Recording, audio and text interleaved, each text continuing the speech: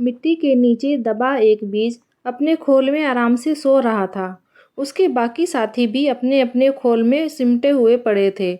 तभी अचानक एक दिन बारिश हुई, जिससे मिट्टी के ऊपर कुछ पानी इकट्ठा हो गया और सारे बीज भीगकर सड़ने लगे। वह बीज भी दर-बदर हो गया और सड़ने लगा।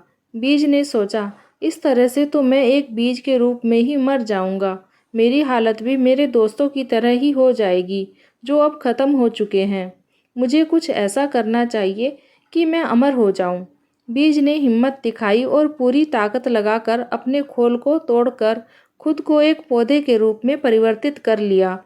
अब बरसात और मिट्टी उसके दोस्त बन चुके थे और नुकसान पहुंचाने की जगह बड़े होने में उसकी मदद करने लगे।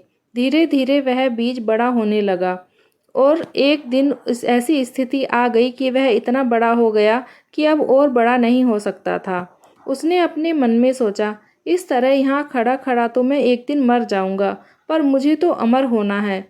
और यह सोचकर उसने खुद को कली के रूप में परिवर्तित कर लिया। कली वसंत में खिलने लगी। उसकी खुशबू दूर दूर तक फैल गई, जिससे आकर्षित होकर वहाँ भंवरे मंडराने लगे।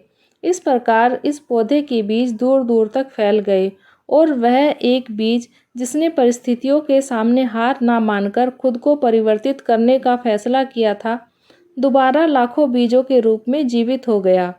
परिवर्तन को एक घटना की तरह नहीं, बल्कि एक प्रक्रिया की तरह देखना चाहिए। यह नई खोज की तरह होता है। यह हमारे वातावरण को ही नहीं, बल्कि हमें भी बदलता है। हम विकास की नई संभावनाओं को देखने लगते हैं और परिवर्तन में सक्षम होते हैं।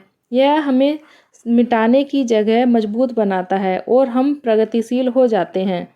दोस्तों, अगर आपके जीवन में भी परिवर्तन आ रहा है, तो उसे परेशानी की तरह नहीं, बल्कि किसी संभावना की तरह देखने की कोशिश करें।